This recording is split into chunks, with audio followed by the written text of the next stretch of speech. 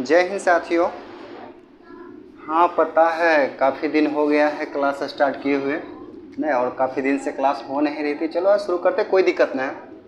हम लोग टाइम पे अपने सिलेबस को ख़त्म कर ही लेंगे, चाहे कुछ भी हो जाए। ठीक है, बस आप लोग अपना ऐसे ही प्यार बनाते रहिए, बाकी हम अपना क्लास कंप्लीट करते रहेंगे। ठीक है, चलो आज हम पीछे ख़त्म किए थे, पता है क्या?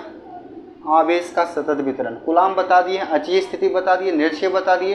लगभग मेरा इलेक्ट्रोस्टैटिक खत्म पे है। ठीक है, आज हम शुरू करने वाले हैं बउआ इलेक्ट्रिक फील्ड। बताए थे क्या? इलेक्ट्रिक फील्ड भी लगता है हम बताए थे नहीं। तो आज हम शुरू करने वाले हैं इलेक्ट्रिक फ्लक्स को। इलेक्ट्रिक फ्लक्स किसको पढ़ने वाले हैं? Electric flux. और ये गारंटी देता हूँ कि बहुत कम लोग ही ऐसे बताएंगे। ठीक है, कोशिश करेंगे जो भी बताएं समझा के चलें। ठीक है, क्योंकि रटाने का प्रयास तो हम करते नहीं हैं। कोशिश करो कम पढ़ो लेकिन समझते चलो। ठीक है, इलेक्ट्रिक फ्लक्स जिसे बोलते हैं वैद्युत फ्लक्स। क्या बोलते हैं? वैद्युत फ्लक्स। वैद्युत फ्लक्स पढ़ने से पहले हमको ये जानना है कि जो वैद्युत फ्लक्स हम पढ़ते क्यों हैं और वैद्युत फ्लक्स का उपयोग कहाँ कहाँ करते हैं। ठीक है, वैद्युत फ्लक्स हम पढ़ते कहाँ हैं और क्यों पढ़ते हैं वैद्युत फ्लक्स, और कहाँ कहाँ यूज करते हैं वैद्युत फ्लक्स को, ये बारे हम पढ़ेंगे। कोई दिक्कत है? उम्मीद है क्लियर होगा। दिख रहा है ना सबको? ठीक है, हाँ भाई। अब ध्यान देना, वैद्युत फ्लक्स पढ़ने से पहले आगे हमको वैद्युत फ्लक्स के प्रयोग में एरिया वेक्टर को पढ़ना है। तो क्यों ना पहले हम एरिया वेक्टर को ही पढ़ लें तो वैद्युत फ्लक्स आसान हो जाए ना। समझना, एरिया ये तो सब 10th में पढ़े होंगे, लेकिन ये नहीं पढ़े होंगे। एरिया वेक्टर, एरिया वेक्टर जिसे बोलते हैं क्षेत्रफल सदिश। क्षेत्रफल सदिश, ध्यान देना, एरिया वेक्टर, क्षेत्रफल सदिश या क्षेत्रीय सदिश। क्लियर है? समझना, जो वेक्टर होता है ये हम वेक्टर पढ़ते हैं 3 प्रकार वाला में। ये एक्स अक्ष, ये वाई अक्ष और ये जेड अक्ष। एक्स अक्ष, वाई अक्ष और जेड अक्ष। क्लियर है? हम फ्लक्स पढ़ने से पहले इसलिए इसको बता रहे हैं क्योंकि फ्लक्स में आज जो आगे होगा इसका यूज होगा। ठीक है, ये इसका एरिया वेक्टर का, इसलिए क्योंकि हमको इसलिए एरिया वेक्टर पढ़ना है पहले, क्योंकि आगे यूज करे तो परेशानी नहीं हो। कहाँ है? क्योंकि एरिया तो सब पढ़ा है लेकिन वेक्टर नहीं पढ़ा है, इसी में कन्फ्यूजन हो जाएगा। ठीक, तो आप ध्यान देना, एरिया वेक्टर होता क्या है। ये हम वेक्टर का 3 पोजीशन बना लिए। ठीक, ये आप सब लोग पढ़े होंगे इतना तक। ठीक है, अब ध्यान देना, आगे जो एरिया वेक्टर है क्षेत्रीय सदिश है, क्षेत्रफल सदिश है, इसमें हम तुमसे पूछे ये मेरा मिड पॉइंट है O। क्या है? O। यहाँ से यहाँ तक एक बना लेते हैं रेक्टेंगल। ठीक है, या बोल सकते हैं वर्ग स्क्वायर बना सकते हैं। ठीक, इसका हम नाम दे दें, यहाँ से नाम दे देते हैं A, यहाँ से नाम दे देते हैं B और यहाँ से नाम दे देते हैं इसका C। ठीक, जिसका भुजा है ए और ए। ठीक है, क्लियर है? और इसका भुजा क्या है? ए। चारों का भुजा ए है। अब ध्यान देना, अब हमसे कोई पूछ दे कि सर जी एरिया बताइए। ठीक है, वर्ग का क्षेत्रफल बताइए, स्क्वायर का एरिया बताइए, तो हम तो कह देंगे भुजा स्क्वायर। जी बिल्कुल सही है, भुजा स्क्वायर बिल्कुल मेरा सही है। लेकिन हम ये एरिया आया भुजा स्क्वायर, क्या वेक्टर आया? नहीं ना आया।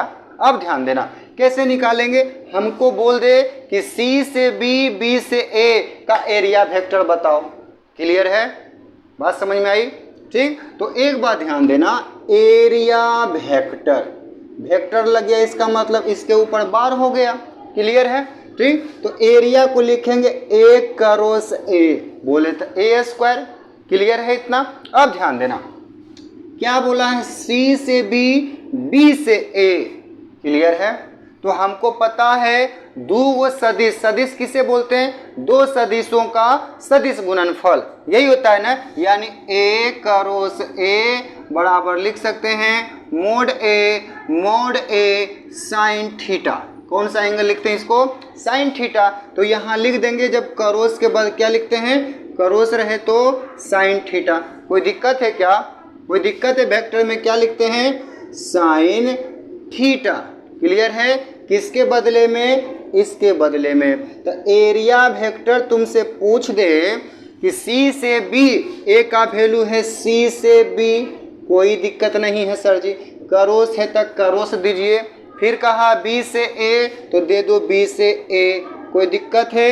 यहाँ से यहाँ चले, इसके बीच एंगल कितना है? और फॉर्मूला में होता है साइन थीटा। तो हो गया साइन थीटा का मान 90 डिग्री। क्लियर है? क्योंकि सदिश पढ़ रहे हैं बउआ, इसमें परिमाण भी होगा और दिशा भी होगा, परिमाण भी होगा और दिशा भी होगा। तो हमको पता है ना, सर बताए हो, तो इसको बोलते हैं आई कैप, इसको जे कैप और इसको के कैप। कोई दिक्कत है? अब ध्यान देना, सी से बी का वैल्यू है ए वेक्टर, क्रॉस बी से ए वेक्टर, साइन 90 का वैल्यू 1। कोई दिक्कत है? हाँ सर दिक्कत है। यहाँ आप डायरेक्शन दिए हैं? नहीं ना दिए, तो चलो आगे देते हैं। इसको लिख सकते हैं ए स्क्वायर।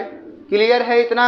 अब ध्यान देना, साइन 90 का वैल्यू 1, लेकिन एरिया वेक्टर हम पढ़ रहे हैं, इसलिए एक चीज बताए थे, आई जे और के। आई से जे चलेंगे तो की मिलेगा? के। जे से के चलेंगे तो आई। बात समझ में आई? के से आई चलेंगे तो जे, ऐसे मिलते रहता है। ठीक, तो हम चल रहे हैं आई से जे, तो हमको मिलेगा के। कहाँ है के? ये जा है के, बोले था वेक्टर, बोले था कैप। लेकिन जो इलेक्ट्रिक फ्लक्स होता है, बात समझ में आई? इलेक्ट्रिक फ्लक्स का जो एरिया वेक्टर होता है, इसे बोलते हम, कहाँ लिखें? यहाँ लिखते हैं, ये होता है 2D सरफेस। किसके लिए? 2D सरफेस के लिए। ठीक, तो 2D सरफेस में बउआ both direction are correct, both direction are correct, both direction are क्या होता है? करेक्ट होता है। यानी इसका मतलब एक पॉजिटिव डायरेक्शन होगा और एक निगेटिव डायरेक्शन होगा। यही मेरा होता है 2D वेक्टर में। बात समझ में आई? जो 2D वेक्टर होता है वो एरिया के हमेशा परपेंडिकुलर होता है। कैसे होता है? एरिया के, यानी इन 2D वेक्टर, ठीक, always perpendicular, always perpendicular to a plane, to a plane. कोई दिक्कत है? यानी सतह के हमेशा लंबवत होता है एरिया वेक्टर। इसलिए पहले हमको वैद्युत फ्लक्स से पहले हमको एरिया वेक्टर पढ़ना है कि इसको 2D होता क्या है। ठीक, इसी को बोलते हैं हम ओपन सरफेस। क्या बोलते हैं? Open surface. ठीक, इसी का नाम है ओपन सरफेस। उम्मीद है दिख रहा होगा सबको? हाँ भाई, बढ़िया से दिख रहा है। इसी का नाम है ओपन सरफेस। बोलो क्लियर है एकदम बढ़िया से? हाँ। अब ध्यान देना यहाँ। अब दूसरा, हमको पता है इससे थोड़ा सा कम समझ में आया होगा। ठीक है, एक लेते हैं दूसरा उदाहरण, वहाँ से क्लियर होगा, क्योंकि उदाहरण से चीज़ें बेहतर क्लियर होती है। नहीं, थ्योरी आप कितना भी पढ़ लीजिए, प्रैक्टिस नहीं करिएगा तो 0 बटे सन्नाटा हो जाइएगा। हाँ सर जी, जी। अब ध्यान देना आगे, इसमें होता क्या है बउआ? जैसे एक लिए, फिर से ये लेते हैं, सबको पता है, कुछ ले लेते हैं, इसको x मान लेते हैं, इसको y मान लेते हैं, इसको z मान लेते हैं, इसको i मान लेते हैं, इसको j मान लेते हैं, इसको k मान लेते हैं। कोई दिक्कत नहीं, आप कैसे मान सकते हैं। ठीक, यहाँ से आपको करना है क्या कि ये एक सर्किल बना लिए। क्या बना लिए? सर्किल। तो सर्किल ये है ना, यहाँ से इसका रेडियस क्या है? r है। क्लियर है? इसका रेडियस क्या है? r है। ठीक है, तो अब समझना, अब हम आपसे पूछ दिए कि सर्किल का, किसका? सर्किल का एरिया वेक्टर बताओ। सर्किल का क्या बताओ? एरिया वेक्टर बताओ। तो बोलेगा बच्चा सर जी एरिया तो होता है पाई r स्क्वायर। जी बिल्कुल आप सही बोले हैं, लेकिन वेक्टर का काम होता है डायरेक्शन बताना। तो सर जी आप कैसे चले थे, आई से जे चले ना, तो देखो आई जे के, आई से जे चलिएगा तो कौन ची मिलेगा, के मिलेगा। तो ए जा पड़ी देख लेंगे के एगो आंसर पॉजिटिव भी होता है और निगेटिव भी होता है। कोई दिक्कत है, कोई दिक्कत, यानी क्या, in 2D vector always both direction are correct. ठीक है, 2D वेक्टर में दोनों डायरेक्शन क्या होते हैं, करेक्ट होते हैं। बोलो बउआ कोई दिक्कत है यहाँ तक, और उदाहरण, उम्मीद है क्लियर हो गया होगा। ठीक है, अगर बोलो तो और उदाहरण लेते हैं, नहीं ठीक है, चलो ठीक है, उम्मीद है समझ में आया होगा। अब ध्यान देना, इसी को बोलते हैं ओपन सरफेस। हाँ हाँ हाँ, अब ध्यान देना इधर। अब चलते हैं 3D में, कौची में, 3D सरफेस में। जो 3D सरफेस होता है वो हम पढ़ते हैं गॉस में। किस में, गॉस लॉ में पढ़ते हैं 3D सरफेस को, और 2D सरफेस को पढ़ते हैं फ्लक्स में। किस में सर जी, फ्लक्स में पढ़ते हैं 2D को, और गॉस में पढ़ते हैं 3D को। क्योंकि जो 3D सरफेस होता है वो चारों तरफ से क्लोज होता है, और 2D सरफेस होता है वो ओपन होता है। इसलिए 2D सरफेस में बोथ डायरेक्शन लिया जाता है, किसमें, इलेक्ट्रिक फ्लक्स में, और गॉस में 3D सरफेस में ओनली आउटवर्ड लिया जाता है। यानी इलेक्ट्रिक फ्लक्स में आउटवर्ड और इनवर्ड दोनों लिया जाता है, और 3D गॉस लॉ में 3D में सरफेस में बोथ नहीं बल्कि आउटवर्ड लिया जाता है। क्लियर है, समझना, उदाहरण से समझाते हैं। 3D इसी को बोलते हैं क्लोज्ड सरफेस। कैसा सरफेस बोलते हैं, क्लोज्ड सरफेस बोलते हैं गॉस को। समझना, जैसे एक उदाहरण लेते हैं, ये ले लिए, क्लियर है, ये ले लिए एक रेक्टेंगुलर। अब समझना, यहाँ इसको हम करते हैं ब्लैंक। ब्लैंक करने का मतलब ये है कि एक ये देखो ये कर रहे हैं, एक सेकेंड दूसरा मार कर लाते हैं। ठीक है, कलर दूसरे कलर का लाते हैं, दिखेगा ना, एक सेकेंड मेरे भाई, एक सेकेंड।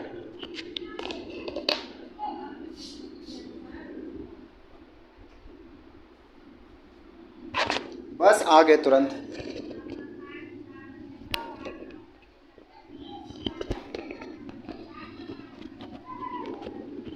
जिसका मुझे था इंतजार, जिसके लिए दिल था बेकरार, वो घड़ी आ गई, आ गई। ध्यान देना इधर, देखो दिख रहा है, एक ये ब्लैंक किए हैं, कोई दिक्कत, कोई दिक्कत नहीं, दिख रहा है, हमको नहीं लगता दिखता होगा, मार्कर चेंज कर देंगे। ठीक है, ब्लैक में लाएंगे दूसरा, एक ये है। तो ध्यान देना, घर का छत होता है ना बउआ, छत ऊपर से ढलाते तो नीचे रूम भी बन जाता है, ऊपर चढ़ने के लिए भी हो जाता है। ठीक इसी प्रकार देखो, ये कि ये है, एक ये है बउआ।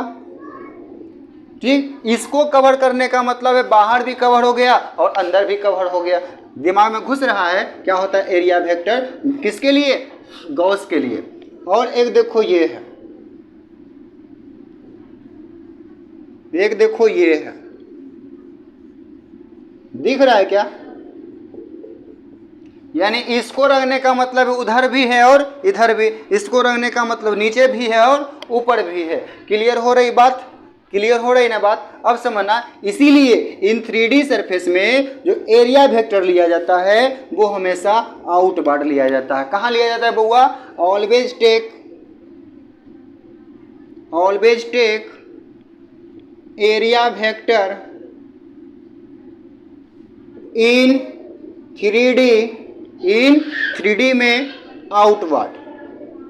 कैसा लिया जाता है एरिया वेक्टर, आउटवर्ड, और 2D में आउटवर्ड और इनवर्ड दोनों को लिया जाता है। बोलो कोई दिक्कत है, अभी और उदाहरण लेंगे और क्लियर करेंगे।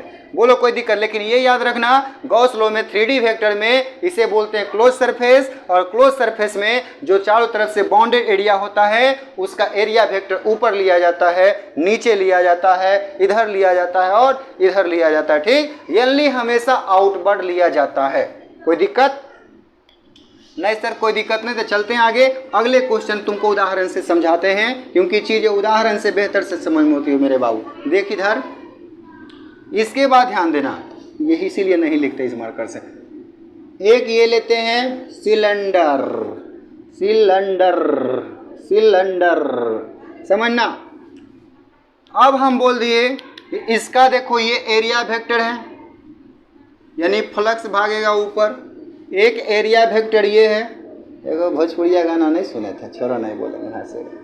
ठीक, एक एरिया वेक्टर ऊपर, एक एरिया वेक्टर नीचे। और ध्यान देना, एक जो एरिया वेक्टर ऐसे भागेगा, एक ऐसे भागेगा, लेकिन हमेशा जो एरिया वेक्टर लेंगे वो हमेशा हमेशा हमेशा इन 3D वेक्टर में आउटवर्ड लेंगे। बोलो तो एरिया वेक्टर कंप्लीट हुआ। उम्मीद है क्लियर हो गया होगा। ठीक है, उम्मीद है क्लियर हो गया होगा। इसी को क्लोज सरफेस बोलते हैं। ठीक, और हमेशा 3D वेक्टर, और 3D पढ़ते हैं किसके लिए? गॉस के लिए, और गॉस में हमेशा लिया जाता है आउटवर्ड। बोलो कोई दिक्कत? ठीक है, तब तक के लिए जय हिंद, मिलते हैं नेक्स्ट वीडियो में। ठीक है, उम्मीद है रखो, देखो क्लियर हो सके, डेली आए वीडियो।